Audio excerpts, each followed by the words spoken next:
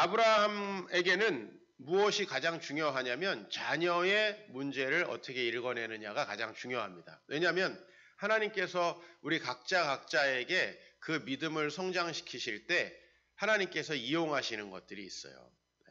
그러니까 그 다양한 어떤 실패를 통해서 이용하시기도 하고 또 자녀를 통해서 우리를 성장시키시기도 하고 또 물질을 가지고 우리를 성장시키시기도 하는데 우리 각자마다의 그 하나님을 믿는 데 있어서 걸림돌이 있어요. 그것이 우상이라고 할 수 있어요. 이 아브라함은 바로 하나님께서 약속을 하셔서 그 믿음 생활을 시작했지만 자녀에 대한 약속을 계속 믿기가 어려웠어요. 그래서 지난주에 보면은 창세기 15장에 아브라함이 하나님께 따지잖아요. 나한테 무엇을 주려고 하십니까? 나에게 자식이 없는데 내 상속자는 이 다메섹 엘리에셀일 것 같습니다. 라고 이렇게 얘기하죠. 그랬더니 아브라함이 하나님께서는 씨를 주신다고 했는데 씨를 주시지 않았으니까 내 집에서 길리운 자, 즉 종이죠. 종이 상속자가 될 것이다 라고 이야기를 해요. 그럴 때 창세기 15장 4절에 하나님께서 뭐라고 말씀하시냐면 그 사람이 너의 상속자가 아니다. 그 사람이 아니고 너의 몸에서 날 자가 너의 상속자다라고 분명히 못을 박습니다. 그렇죠? 자, 그러니까 이제 그러면 내 몸에서 날 자가 상속자라고 했을 때는 여자는 아니어도 될 수 있어요. 그러니까 16장에 가보면 아브라함이 하갈과 동침하여서 하갈이 임신을 해가지고 이제 씨를 이어가려고 하는 것이죠. 상속자를. 그러니까 두 번째 옵션이라고 할 수 있어요. 그런데 오늘 여기 임신하자마자 어떤 문제가 생기죠? 이 여종이 사라를 무시합니다. 그죠? 뭐 우리 쉽게 상상할 수 있는 거예요. 나중에 그 자녀가 태어나면 그 자녀가 또 이삭을 희롱하고 멸시합니다. 그러니까 사실은 아브라함은 이 임신을 딱 했을 때부터 알았을 거예요. 이거 뭔가 잘못되고 있구나. 그러니까 자기의 계획은 뭐예요? 하나님께서 씨를 주신다고 했는데 사라는 글러먹은 것 같으니까 젊은 하갈을 통해서 이제 자녀를 낳는다. 아주 상식적으로 움직인 거예요. 그렇죠? 보세요. 자녀가 없이 나이가 들어요. 그러면 뭐 꼭 내가 직접 낳는 자여야 하느냐. 나를 통해서 이렇게 길리워진 자도 자식이 될 수 있지 않느냐. 그 당시의 풍속이라고 제가 말씀드렸죠. 자, 그것에 의지했는데 하나님이 그게 아니라고 하니까 또 옆에 사라도 이거 자식이 없는 것보다는 있는 게 낫다. 대신 이 하갈이라는 여자에게서 아이를 낳는 게 좋겠다 했는데 딱 낳으니까 그때부터 문제가 생기는 거죠. 이게 바로 이제 아브라함의 계획과 생각들이 조금씩 무너지는 거예요. 이런 거죠. 나는 내 생각에 이렇게 하는 것이 더 상식적이고 합리적이라고 생각하고 하는데 실제로 그 일을 해보니까 어때요? 그게 아니라는 거예요. 뭐 목사님이 얘기해도 또 엄마가 아빠가 얘기를 해도 뭐 교회에서 말씀을 통해 이야기를 해도 그거 다 아니야. 성경에서 이야기해도 내 상식대로 했는데 이제 아브라함은 그렇게 직접적으로 이야기를 했지만은 문제가 생기는 걸 알고 자신의 부족함을 인지해 나가기 시작하는 겁니다. 사람이 신앙이 성장한다는 것은 필연적으로 내 자신이 변화하는 것과 함께 가는 겁니다. 내 자신이 변화되지 않고 신앙이 좋아진다는 것은 불가능합니다. 내 생각이 깨지고 내 계획이 깨져야 누구의 계획이 서죠? 나라는 사람은 한 사람입니다. 내 안에 만약에 내 계획과 생각이 선다면 주님의 계획과 생각은 쓸 수 없는 거예요. 그래서 신앙이라는 건 필연적으로 특히 기독교 신앙이라는 건 내 자신의 변화를 요청하는데 사실 사람이 쉽게 변하냔 말이에요. 그죠? 그래서 제가 자주 얘기하지만 여러분 사람 변하게 쉽게 이렇게 변할 거라고 생각하지 말라는 거예요. 특히 우리 여성분들 남편을 변화시키려고 굉장히 노력을 하는데 목사도 안 됐고 걔네 엄마도 안 된 일이야. 그거를 내가 잠깐 잔소리를 해가지고 변화시키려고 하는 게 얼마나 웃깁니까? 그죠? 여러분 우리가요 지금 아브라함이 여전히 바뀌지 않고 있는 모습을 봅니다. 그죠? 그는 본토 친척 아비집을 떠났고 나름 우리로 말하면 신앙의 여정을 시작한 겁니다. 그러나 여전히 자기의 계획과 상식에 의해서 움직이고 우리는 어떻게 변화되느냐? 목사님이 하나님의 뜻을 따라 살아야 됩니다. 백날 해도 안 변해요. 여기도 딱 지금 나는 안 변한다 하고 지금 몇 명이 딱 쳐다보고 있어 저를. 예, 다 알아. 예, 그냥 여기 때우러 온 거 여기 잘 때우고 가세요. 근데 하나님 어떻게 해서 우리를 변화시키느냐? 변화는 실제적인 거예요, 굉장히. 그래서 내가 계획을 세우고 하나님을 무시하고 내 계획대로 살아보고 그 결과가 어떠함을 처절하게 여러 번 경험을 해야 그때 겨우 목사님이 그때 그렇게 얘기하셨는데 라는 생각이 나요. 네, 그런 거예요. 그래서 여러분 이 아브라함을 보면은 자신의 부족함이 계속 인지되는 거예요. 그런데 중요한 것은 이 아브라함을 하나님께서 여기까지는 아브라함입니다. 그렇죠? 16장까지는 아브라함인데 17장에 그를 아브라함에서 아브라함으로 변화시키십니다. 이름을. 그렇죠? 예, 아브라함이라는 건 무슨 뜻이냐면 람이라는 말은 크다라는 뜻이에요. 크다. 그러니까 이 아브라함이라는 건 아주 큰 아버지 혹은 위대한 아버지 뭐 이런 뜻이에요. 근데 아브라함은 뭐냐? 많은 그들 많은 족속들의 조상, 아버지다 이런 뜻이에요. 그러니까 그냥 이렇게 좀 큰 아버지, 높은 아버지 뭐 이런 이름으로 부모님은 그에게 이름을 지어 주었는데 너 이제부터 아브라함이라 하지 말고 아브라함이라 해라. 왜 그렇죠? 아브라함이라는 이름은 자녀들이 앞으로 번성할 경우에만 받을 수 있는 이름이에요. 많은 민족의 아버지 한 명도 없는데 많은 민족의 아버지가 될 것이라고 이제 99세 때, 즉 이삭을 주실 때쯤 돼서 하나님이 계명을 시켜주세요.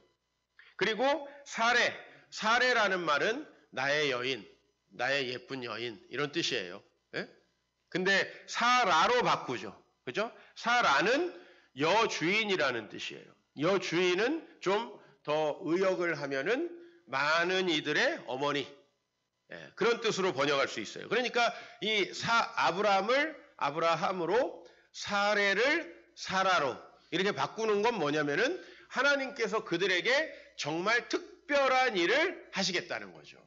그러니까 아브라함과 사레라는 이름은 여전히 자신들이 능력치로 할 수 있는 이름이에요. 그냥 여기 보세요. 지금 아브라함의 집에 종이 많습니다.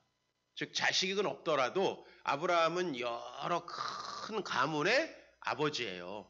아시겠죠? 그러니까 꼭 우리처럼 이렇게 이런 자식의 개념으로 생각하면 안 돼요. 아브라함의 집은 많은 종들과 가속들이 속해 있어요. 한 사람이 많은 재산을 소유하고 많은 종들을 거느리는 그런 시대에 아브라함은 살았단 말이에요. 그러니까 아브라함은 이미 뭐냐면 아브라함이에요. 많은 사람들을 먹여 살리는 말하자면 가장이란 말이에요. 그런데 그게 아니라 여러 민족들이 너에게서 나올 것이다 라는 얘기를 오늘 아브라함이라고 이름 지으면서 하고 있는 거예요. 그리고 이 여인도 아브라함의 한 여인이 아니라 많은 사람들의 어머니가 될 것이라고 약속하고, 그리고 이삭에 대해서 약속을 합니다. 내가 내년쯤에 아들을 너에게 주겠다라고 했더니 17절 18절에 뭐예요? 아브라함이 엎드려 웃으며 마음속으로 이르되 100세 된 사람이 어찌 자식을 낳을까? 사라는 90세니 어찌 출산하리요? 아브라함이 이에 하나님께 아뢰되 뭐라고 그래요? 이스마엘이나 하나님 앞에서 살면 좋겠습니다. 이런 얘기를 하는 거예요. 왜냐하면 지금 이 이스마엘은 서자로서 살아가요. 그러나 지금 여기에 이미 이삭이 없는 상태에서는 뭐예요? 나의 유일한 아들이에요. 그러니까 뭘 이 나이에 또 준다? 거기다가 평생 동안 지금 90살까지 아이를 낳지 못한 사라를 통해서 자식을 낳는다? 그거 안 하셔도 되니까 요 이스마엘이나 살려달라. 여러분 교회 옆에 하나님께서 집을 주신다고 했더니 저 시골에 전세나 면하게 해주십시오 라고 하는 거랑 똑같아요. 월세나 면하게 해주십시오. 뭐 동등하게 하나님께서 그런 약속을 우리에게 하실진 모르지만 이스마엘이나 하나님 앞에서 살기를 원합니다. 여러분 자녀들을 축복하면서 이 대한민국을 바꿀 수 있는 그런 하나님 나라의 용사가 되길 바랍니다. 목사님 꼴등이나 안 했으면 좋겠습니다. 비슷한 거예요. 예? 물론 현실은 그렇습니다. 그러나 하나님께서는 그에게 약속하시고 21절에 뭐라 그러죠? 내 언약은, 지금 하나님이 이 아브라함과 언약을 맺었는데 내 언약은 언제 누구하고 세울 것이다? 내년 이 시기에. 내년 이 시기라고 하는 건 보통 사람이 한 1년 정도 후에 자녀를 낳잖아요. 그죠? 자녀를 낳을 것이다. 그러면 우리 올해 결혼한다. 내년에 애 낳아야지. 그렇게 얘기하잖아요. 내년에 이 시기에 사라가 낳을 이삭과 이 언약을 세울 것이다. 하나님이 지금 영원한 언약을 17장에 아브라함과 세우고 있는데 그 언약을 이삭과 할 것이라는 거예요. 그리고 실제로 21장 1절 2절에 여호와께서 말씀하신 대로 사라를 돌보시고 여호와께서 말씀하신 대로 사라에게 행하셔서 사라가 임신하고 하나님이 말씀하신 시기가 되어서 노년의 아브라함에게 아들이 태어납니다. 자, 여기까지 볼 때 여러분 이제 아브라함이 한 번 성장을 하고 있어요. 자기의 생각과 계획이 아니라 하나님께서 하고자 하는 계획들이 이루어진다. 하나님은 그것을 충분히 하실 수 있는 능력의 하나님이다. 물론 우리가 이 설교를 듣는다 그래서 이 하나님이 정말 믿어지진 않을 거예요. 왜냐하면 여러분들이 이 능력의 하나님이 믿어지면 오늘부터 삶이 전혀 달라질 거예요. 그러니까 이것을 또 우리는 우리 나름대로 경험을 하지 않으면은 사실 아이고 아브라함에게 자식은 낳지만 나에게 10,000원도 줄 수 없는 하나님으로 여전히 그 하나님을 섬기게 돼 있어요. 안 섬기는 거지 잘. 자, 그런데 이제 아브라함을 성장시키시는 진짜 스토리는 오늘 본문부터 시작되는 거예요. 자, 불가능한 일들을 이루신다. 좋아요. 하나님에게서 어느 정도 우리가 충분히 납득할 수 있는 거예요. 불가능한 일들을 이루신다.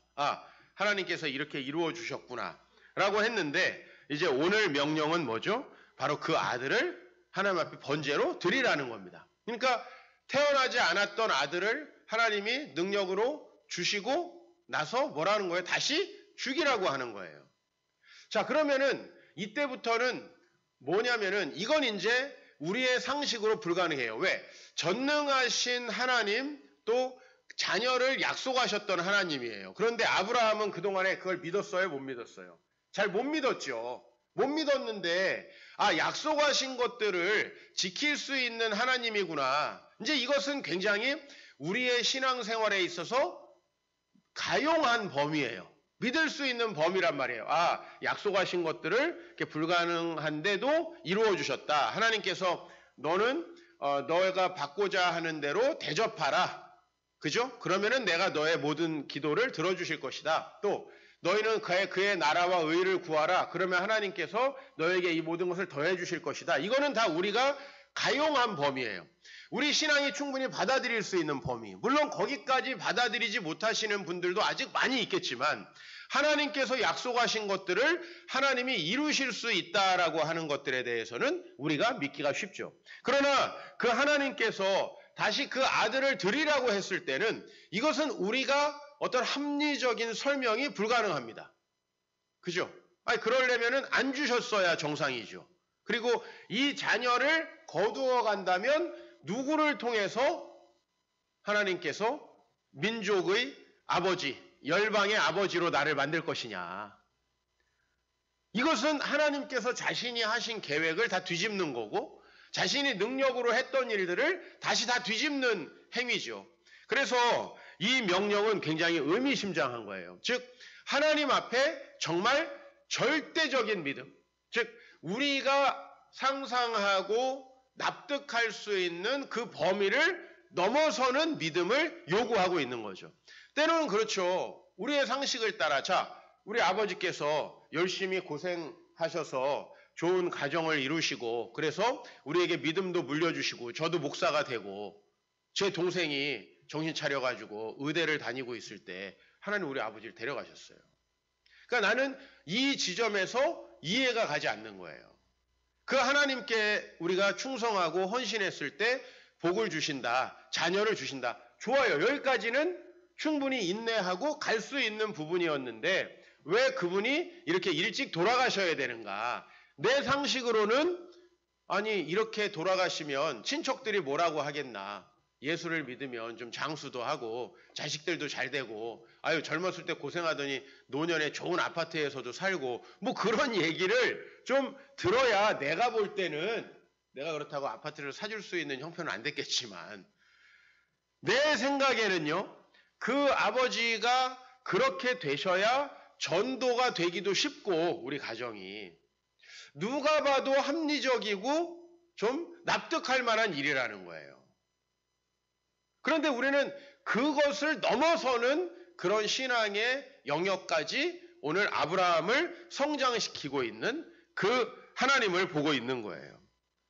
여러분, 아브라함의 계획이 어땠습니까? 오늘 이 아브라함은 여러분이 결론을 알고 있죠.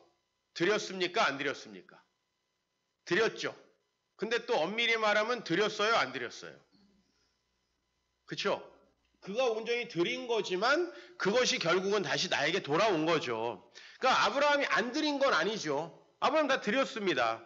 그러나 순양을 준비시켜서 다른 재물을 드리게 했죠. 즉 하나님은 뭘 받으시는 거냐면 아들을 받으시려는 게 아니라 그 아들을 드리라는 도저히 상상할 수 없는 명령. 왜 상상할 수 없냐면 아까워서가 아니에요. 여러분 제가 어제도 설교했지만 이 자식을 드리는 풍습은 옛날에 다 신에게 있습니다, 여러분. 이 자기 몸을 드리고 돈을 드리고 여러분 미신 섬기는 분들 수천만 원씩 드려서 굿하시는 거 알아요, 몰라요? 알잖아요. 이게 만약에 조금 더 옛날로 간다면 사람 몸을 드리는 풍습이 있었어요. 아브라함에게 자식을 바치라는 게 더 납득되지 않는 이야기가 아니에요. 왜냐하면 고대에는 자식을 바치는 비슷한 종류의 우상숭배가 많았어요. 그래서 이 율법에도 자식을 불 가운데로 지나가게 하는 자는 죽여라. 왜요? 그런 종류의 제사는 하나님이 안 받으신다는 거예요. 아시겠죠? 네. 그러니까 여러분 이 자식을 드리라는 자체보다 그리고 여기에 뭐 많은 분들이 그래요. 사라하고 이야기하지 않았다. 그죠? 사라하고 상의하는 부분이 없어요. 드리라는데 드려야 되냐? 그냥 아브라함이 아들을 데리고 갑니다. 사라가 생략되는데 그건 우리가 뭐 추측할 수 있는 부분이고 오늘 아브라함에게 진짜 납득이 되지 않는 건 하나님이 아브라함에게 그 계획을 알려주셨던 거 기억나요? 아들을 주실 거고 그 다음에 애굽에 가가지고 그들이 큰 민족이 될 것인데 그동안에 아모리 민족이 내려와가지고 거기에 큰 가나안 땅에 자리를 잡고 큰 민족이 될 것이고 그때 하나님이 애굽을 이기고 나오게 해서 온 세상의 하나님으로 자신을 선포하고 등극하신 다음에 가나안 땅을 아브라함의 자손 이스라엘에게 주는 그 엄청난 청사진 있잖아요. 그렇죠? 지금 아브라함은 그걸 가지고 있는데 이삭을 드리면 어떻게 돼요? 이게 다 깨지는 거예요. 그렇죠? 이게 다 아무것도 아닌 거예요. 이게 뭐죠, 이게? 그러니까 이 하나님을 도저히 이해할 수 없는 지점에 이르게 된 거죠. 자, 근데 저는 오늘 이 말씀을 좀 드리고 싶어요. 아브라함이 드렸어요? 안 드렸어요? 드렸어요. 그렇죠? 이 아브라함은 어떻게 드릴 수 있었느냐는 거예요. 이게 굉장히 중요한 거예요. 여러분들은 굉장히 상식적인 선에서 야 이웃에게 나누고 섬겨라. 그러면 하나님이 채워주신다. 우리 이런 것도 잘 안 믿잖아요. 그러니까 안 나누잖아요. 근데 그렇게 나누면 주신다라고 하는 굉장히 상식적이고 평범한 이야기. 아니 신이 계신다면 우리가 선하게 살면 복 주신다는 건 너무 당연한 어떤 논리적인 귀결이에요. 그렇죠? 근데 오늘 이것은 하나님이 아브라함에게 계시한 모든 계획을 깨트리는 거니까 이건 정말 덮어놓고 하나님을 신뢰하지 않으면은 안 되는 거예요, 이게 지금. 그러니까 내 상식으로 이해되지 않는 것까지도 덮어놓고 믿는 믿음으로 성장하지 않았으면 안 되는 거예요. 근데 어떻게 아브라함 그렇게 됐느냐? 제가 아까도 말씀드렸지만 이스마엘을 낳았어요. 그리고 또 누구를 낳았죠? 이삭을 낳았어요. 자, 이때까지도 괜찮았어. 왜냐하면 이스마엘이 아브라함과 같이 살았습니다. 같이 살았어요. 그런데 이 21장 9절에 보면 이제 이 이삭이 태어나니까 어때요? 이스마엘은 이게 새파란 동생이죠. 여기 지금 힘도 없이 약한 놈이 이렇게 누워 있으니 그리고 한 2살, 3살 돼가지고 아장아장 걸어다니면 가다 발로 한 대씩 차고 했겠어요? 안 했겠어요? 네. 자, 지금 아브라함은 그걸 통해서 뭘 보는 거냐면 야, 네 계획대로 하니까 어때? 네 계획이 이루어지니까 어때? 너 이스마엘을 낳아가지고 걔나 살려달라며 어때? 계속 하나님 말씀하시는 것 같은 거죠. 그죠? 네. 야, 네 맘대로 살아서 그게 너에게 어떤 결과를 줬어? 여러분 잘 생각해 보셔야 돼요. 지금 하나님은 이스마엘을 통해 교육을 하고 계시는 거예요. 물론 이렇게 교육한다고 해서 다 깨닫느냐? 그건 아니에요. 그러나 하나님은 우리를 이렇게 교육하고 계시는 거예요. 즉 아브라함은 자기가 열심히 나름대로 생각해서 가장 합리적인 방법으로 미래를 준비했는데 자기가 한 그 계획이 자기에게 뭐를 가져다 주는 거예요? 근심만 가져다 주는 거예요. 나는 이렇게 하는 게 가장 좋다고 생각했는데 그게 내 미래를 망치고 있는 걸 보는 거예요. 제가 하나님 앞에 결국은 순종하게 되는 계기도 이런 거예요. 저는 20살에 딱 대학을 들어갔는데 내가 대학을 들어가 보니까 종교, 뭐 이런 신념 이런 걸 가지고 사람의 서로를 이렇게 편견을 가지고 나누는 것보다는 항상 we are the world. 우리 종교, 신념 이런 게 뭐가 중요하냐? 다 하나지. 이런 정말 나이브한 인본주의적인 생각에 딱 사로잡혔어요. 그래서 저는 아이고 종교를 드러내지 말자. 그죠? 물론 종교를 안 드러내면 편한 점이 많아요. 그죠? 여러분 나쁜 짓 해도 너 교회 다니는데 왜 그래? 이런 얘기도 안 들을 수 있고. 그죠? 불법 유턴하는데 저 교회 차네? 이렇게 안 할 수도 있고. 좋은 점 많아요. 나는 그런 걸 원한 거죠. 저 나름대로는 제가 그렇게 신앙을 드러내지 않고 그냥 그들과 보편적인 인간애로 그렇게 사람들을 대하는 것이 제 인생에 훨씬 더 좋은 길이라고 생각을 했어요. 그런데 1년이 지나고 2년이 지나 보니까 제 자신이 그들의 생활 방식을 그대로 똑같이 닮아서 전혀 성경적인 삶을 살아가지도 못할 뿐 아니라 온갖 종류의 더러운 생각들 내 안에 가득 차고 하나님께서 나의 그런 계획들을 막고 있더라는 거예요. 결국 나는 그들과 함께 교제하고 좀 더 건강한 하나의 인간으로 살아갈 수 있겠다라고 생각을 하고 주님을 멀리 했는데 그것이 결국은 나의 모든 것을 망가뜨리더라는 거예요. 자, 우리가 그렇게 내 계획과 생각대로 하는 것이 나의 삶을 결코 행복하지 못하게 한다라고 생각했을 때 이제 주님을 받아들일 수 있는 준비가 된 거예요. 이거를 50살, 60살 될 때까지 못해서는 안 돼요. 이거는 충분히 20대에도 경험할 수 있는 거예요. 왜? 여러분이 어렸을 때 나름 생각하고 여러분의 인생을 계획해서 살아봤더니 그게 어떤지에 대해서 결론을 내려야 됩니다. 그게 어떤지. 최근에 저에게 어떤 형제가 뭘 상의를 해왔는데 내가 그 말을 했어요. 또 내 말을 안 들으려고 하더라고. 그래서 너가 지금까지 너 스스로 결정하고 판단해서 네 삶에 어떤 결과가 왔는지 잘 생각해 보면 좋겠다. 자기 생각과 자기 마음대로 해서 지금 이런 삶이 왔는데 여전히 그런 방식을 고수하는 거 그게 얼마나 어리석습니까? 아브라함은 바로 자녀를 드리는 믿음을 가진 자로 성장을 합니다. 이건 뭐냐면 자기 부인이에요. 자기 자신의 계획과 생각이 자기의 미래를 결코 유익하게 하지 못한다. 여러분 이 생각을 할 때 주님 앞에서 눈물이 안 납니까? 하나님의 계획을 거부하고 내 맘대로 살았는데 그 내 인생이 처량하게 되었을 때 여러분 진짜 그때 진짜 회개라는 게 생각이 안 드나요? 지금의 나이에 여러분들이 지금의 과거에 가지고 있었던 여러 가능성과 달란트를 가지고 여러분은 과연 최선의 삶을 살고 있느냐라는 것을 제가 물어보고 싶어요.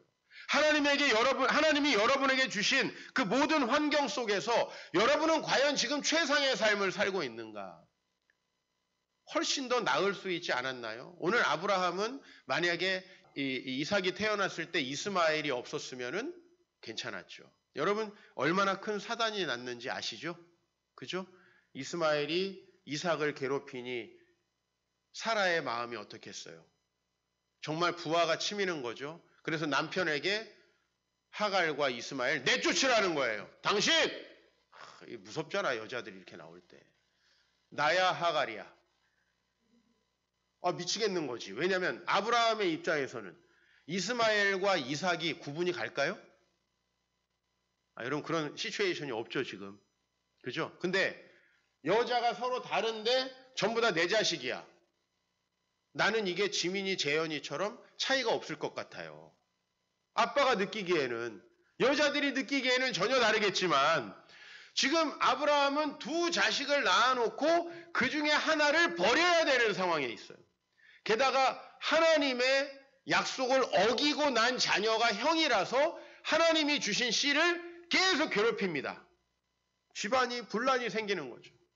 그래서 아브라함이 눈물을 머금고 하갈과 이스마엘을 내쫓습니다. 자기가 낳은 자기 자식을 내쫓아야 돼. 이게 아브라함의 머리에서 나온 계획이야. 여러분, 이런 과정을 통해서 아브라함은 믿음이 성장하는 거예요. 무슨 하나님을 봐서 성장하는 게 아니라 자신의 어리석음을 보고 그 믿음이 성장하는 겁니다. 나는 이렇게 해야 최고의 삶을 살 줄 알았고 나는 이렇게 하는 게 나를 가장 유익하게 하는 거라고 생각을 했는데 그런 자기의 상식이 무참하게 깨어지는 거죠. 저도 마찬가지예요. 그런 과정을 통해서 하나님께 한 걸음씩 더 가는 것 같아요. 왜냐하면 하나님 원래 선하시고 하나님 원래 지혜로우시고 하나님 우리를 위해서 원래 좋은 계획을 가지고 계세요. 근데 우리가 못 받아들여 온 거죠. 우리가 우리 자신을 내려놓으면 그 하나님의 계획을 얼마든지 받아들일 수 있어요. 여러분 오늘 우리에게 만약에 하나님께서 아프리카로 가라. 가시겠어요? 안 가시겠어요? 안 가겠죠. 왜? 내가 계획한 것대로 아직 더 살아보려고 하기 때문에 그래요. 네? 그러나 여러분 그 삶은 여러분을 망가뜨릴 뿐이에요. 언제 하나님이 나를 어디로 보내셔도 나는 간다. 그럼 목사님, 그러면 갑자기 신학교 가라 그러면 어떡합니까? 안 부르니까 걱정하지 마. 하나님도 아무나 안 불러. 뭘 그런 걱정을 난 이렇게 오버하는지 모르겠어. 하나님 앞에서 왜 그분이 마치 나를 선교사요, 나를 훌륭한 어떤 인물로 이렇게 성장시키기 위해서 부를 거라고 생각해요? 그거 되는 사람 부르는 거예요? 왜 우리 이렇게 오버합니까? 하나님께 순종한다고 해서 하나님이 우리가 감당하지 못할 말도 안 되는 곳으로 우리를 부르시지 않습니다. 오히려 우리의 계획이 우리의 삶을 망가뜨린다는 사실을 알아요. 사랑하는 성도 여러분, 여러분의 삶의 상황을 보십시오. 지금까지 여러분이 계획하고 생각한 대로 움직여서 과연 무엇이 이로운 게 있었는가? 여러분을 유익하게 하는 게 무엇이었는가? 그것을 여러분들이 깨닫고 날 때 순종을 하게 되는 거예요. 아브라함은 하갈의 사건, 이스마엘의 사건을 충분히 겪고 고통을 당하고 하나님께 순종을 해요. 22장 3절 보면은 아브라함이 아침 일찍이 일어나 나귀의 안장을 지우고 두 종과 아들 이삭을 데리고 번제에 쓸 나무를 쪼개서 하나님이 자기에게 일러준 곳으로 가더니라는 거예요. 그렇죠? 볼 거 없어요. 왜? 이런 거예요. 하나님이 지금 도저히 내가 납득할 수 없는 일들을 하셨는데 내가 납득하고 내가 생각했던 일들을 해왔을 때 그동안에 그 일들이 어떤 결과를 초래했어요? 나를 망치더라는 거죠. 내 생각은 내 인생을 망치더라는 거죠. 내 계획은 내 인생을 망치더라는 거죠. 그것도 어떻게? 가정에서 내가 내 아들을 내쫓아야 돼. 내 아들을 내쫓아야 돼. 이런 계획들을 가지고. 이 5월 가정의 달인데 얼마나 많은 남자들이 이 성적인 타락으로 가정을 깨트립니까? 자기는 쾌락과 즐거움을 위해서 한때 그렇게 했지만 그것이 얼마나 자신의 삶을 망가뜨리고 가족들의 삶을 망가뜨리는지요. 그 사람이 어디 가서 인격적으로 대우를 받겠어요? 사람은요, 돈을 좀 벌고 나면 인기, 명예를 얻고 싶어요. 근데요, 돈을 좀 벌었다고 해서 타락한 삶을 살면 명예라는 건 있을 수가 없어요. 그죠? 우리의 삶과 우리의 계획이 얼마나 우리를 망치는가를 깨달았을 때 아브라함은 하나님께 가는 거죠. 우리의 계획이 얼마나 부정되느냐에 따라 하나님의 계획이 우리 안에 설 수 있습니다. 그러면 여러분 이런 생각 해보겠죠. 내가 얘를 들이면 어떻게 돼? 얘를 죽이면 그럼 어떻게 돼? 이런 생각을 하면 돼요? 안 돼요? 안 돼요. 오늘 여러분에게 이 말씀이 만에 하나 마음에 부딪혀서 여러분이 어떤 새로운 계획을 하려고 할 때 그 계획이 닿지 않는 부분이 있을 거예요. 그죠? 지금 이삭이 죽은 이후에는 계획이 생각나지 않아요. 아브라함은 지금 도대체 나의 미래는 어떻게 되는 건가? 그래서 이게 납득될 때까지 순종 안 해? 바보예요. 왜? 하나님은 말도 안 되는 방법을 이루시는 거거든요. 자, 10절로 가니까 손을 내밀어 칼을 잡고 그 아들을 잡으려고 해요. 그랬더니 하나님께서 아브라함아 아브라함아 하고 부르십니다. 그리고 순양을 준비해놨으니 그걸 가지고 번제를 드려라. 13절에 보면 아브라함이 눈을 들어 살펴본즉 한 순양이 뒤에 있는데 뿔이 수풀에 걸려 있는지라 아브라함이 가서 순양을 가져다가 아들을 대신하여 번제를 드렸다. 하나님은요 이삭의 피가 필요했던 게 아니에요. 하나님은 아브라함의 믿음이 필요했던 거예요. 왜? 그런 믿음이 있는 자여야만 그 후손을 믿음으로 키울 것이고 그렇게 돈이 아니라 자기 생각이 아니라 하나님 앞에 믿는 믿음만 가지고 있는 그 아버지여야 이삭과 야곱과 요셉으로 이어지는 그 가문을 만들 수 있는 거예요. 그래요? 안 그래요, 여러분? 아버지 어머니가 오늘 여러분 우리가 어린이날인데 아버지 어머니가 제일 중요해요. 여러분들이 믿음 생활 잘하면 자식들에게는 아무 문제가 안 생겨요. 근데 우리가 믿음이 개판이고 우리의 생활이 개판인데 애들한테 너는 잘해라. 여러분은 믿음 생활 안 하면서 자식은 그걸 잘 따라가길 바래요? 그렇지 않아요, 여러분. 그건 뭐랑 똑같냐면 목사가 개판세판 살면서 말만 번들으라게 하는 거랑 똑같아요. 여러분 그 말씀 듣고 믿음 성장하겠습니까? 저를 보시고 여러분을 보세요. 절대 믿음은 말로 전수되는 것이 아닙니다. 22장 16절 같이 읽읍시다. 시작.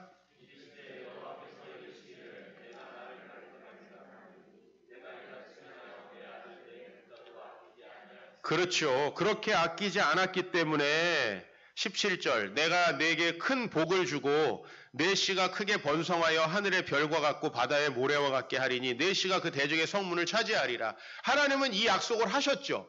그러나 여러분 이 약속은 늘 인간에 의해서 깨집니다. 하나님께서 이스라엘 백성들이 출애굽하실 때 그에게 가나안 땅을 주시겠다고 하셨죠. 근데 출애굽한 사람들이 가나안 땅 얻었나요? 여호수아와 갈렙 빼놓고 그 땅을 못 얻었습니다. 왜요? 하나님이 약속한 걸 안 지켜서? 아니에요. 그 약속을 받으려면 받는 자의 믿음도 있어야 되는 거예요. 근데 그 믿음이 없기 때문에 하나님은 그 아브라함을 성장시키고 있는 거예요. 그리고 아브라함은 거기에 신실하게 따랐죠. 어떻게 보면 그가 그렇게 신실하게 따랐기 때문에 아브라함은 믿음의 조상으로 성경에 기록되어 있는 거죠. 그렇죠? 네. 굉장히 역설적이죠. 복음은 상식이 아니라 역설입니다. 우리가 부활의 영광을 얻기 위해서 십자가에 죽어야 한다라는 게 기독교 신앙의 핵심이죠. 그렇죠? 복음은 부활의 영광을 위해 십자가의 고난을 받아들인 예수님에 대한 소식입니다. 그리고 하나님 나라가 가까이 왔다. 그러니까 뭐 하라? 회개하라. 오늘 아브라함은 회개를 한 거죠. 자기의 계획과 자기 생각대로 살았는데 그 생각과 계획들이 자기를 망가뜨리는 것을 보고 정직하게 하나님 앞에 나아간 거예요. 그분의 명령은 참 비상식적이고 미래를 예측할 수 없는 일이었음에도 불구하고 그 미래를 주님 앞에 온전히 계산 없이 내어드릴 수 있었던 건 가가지고 무슨 일이 생길지는 모르는 거죠. 그죠? 저도 23살 때 하나님 앞에 내 자신을 바칠 때 무슨 일을 하시더라도 저는 하나님 앞에 내 자신을 미래를 드리겠습니다. 나를 사용해 주십시오라고 했어요. 어떻게 그렇게 기도할 수 있을까요? 그건 간단해요. 20살 때부터 22살 때까지 살아봤더니 내 계획대로 사는 게 형편없는 결과를 초래하더라는 거예요. 그럼 차라리 하나님께 나를 맡기는 게 100번 낫지. 그래요, 안 그래요? 이것도 또한 아주 현명한 계산이에요. 여러분 자신의 계산기를 버리시고 하나님께서 여러분의 미래에 주시는 그 계산기를 장착해야 돼요. 그게 바로 아브라함에서 아브라함이 되는 길이에요. 아브라함은 하나님의 복음을 알고 있었지만 그 복음대로 살다가 이게 아닌 것 같은데 하면 자기 계획대로 하는 사람이에요. 그게 아브라함이에요. 예? 자, 본토 친척 아비집을 떠나 내가 너에게 지시할 땅으로 가면 내가 복을 주고 너의 미래 너에게 큰 민족이 되게 하고 천하만민이 너를 통해서 복을 받게 할 것이다. 알고 갔어요. 근데 상황을 보니까 어때요? 아닌 것 같아. 상황을 보니까 자식은 아닌 것 같아. 그죠? 우리 자식 문제에 집중해야 된다 그랬죠. 자식은 아닌 것 같아. 그러니까 이스마엘을 낳는 거죠. 근데 그렇게 하니까 어떤 결과가 초래돼요? 내 삶에 정말 형편없는 결과가 초래돼요. 그러니까 이거 내 계획대로 하면 안 되는구나. 그게 아브라함이에요. 그래서 독자 이삭을 드릴 수 있는 거예요. 하나님이 우리보다 똑똑하시죠. 놀라운 계획 가지고 계시죠. 여러분은 여러분의 계획하에 움직이면 아주 지혜로울 거라고 생각하는데 그거 뭐랑 똑같냐면 우리 아이들이요. 우리 재현이 밤에 어떻게 하든 부모님을 속이고 양치를 안 하고 자려고 해요. 안 하고 자는 날은 럭키, 아주 오늘 좋은 날이다 하면서 행복하게 잠이 들 거예요. 가끔 가다가 그냥 잠들게 해서 양치 못하고 재우는 날이 있어요. 또 깨울 수는 없잖아요. 지 이빨 썩는 거야. 이게 바보 같은 짓이에요. 나는 성도들의 모습을 보면서 우리 재현이랑 매우 비슷한 모습을 봐요. 자기를 망가뜨리는 결정을 해놓고도 좋대. 자기 인생을 망가뜨릴 만한 지금 길을 가고 있으면서도 목사님한테 안 들켜서 신난대. 사실 다 알아. 그게 좋은 거 아닙니다. 그 좋은 거 아니에요. 하나님이 다 알고 계시고 그렇게 가면 안 된다는 거 보여주셨어요. 여러분의 계획이 좌절될수록 하나님에 대한 믿음이 커질 수 있습니다. 이스마엘을 통해서 대를 이으려는 계획을 깨트리시고 하나님은 이삭을 드려도 내가 너의 미래를 인도한다. 이삭이 없어도 천하만민의 복의 근원이 되게 한다. 믿는 거예요. 이걸 믿는 거예요. 지금까지 무엇을 위해 살아오셨습니까? 여러분의 계획은 아마도 아브라함이 이스마엘을 계획한 것처럼 돈에 맞춰져 있을 것이고 성공에 맞춰져 있을 것이고 안정에 맞춰져 있을 것이고 지금 여러분의 생각, 상황에 맞춰져 있을 거예요. 그 상황을 깨트리지 않으면 절대로 부활의 영광은 없습니다.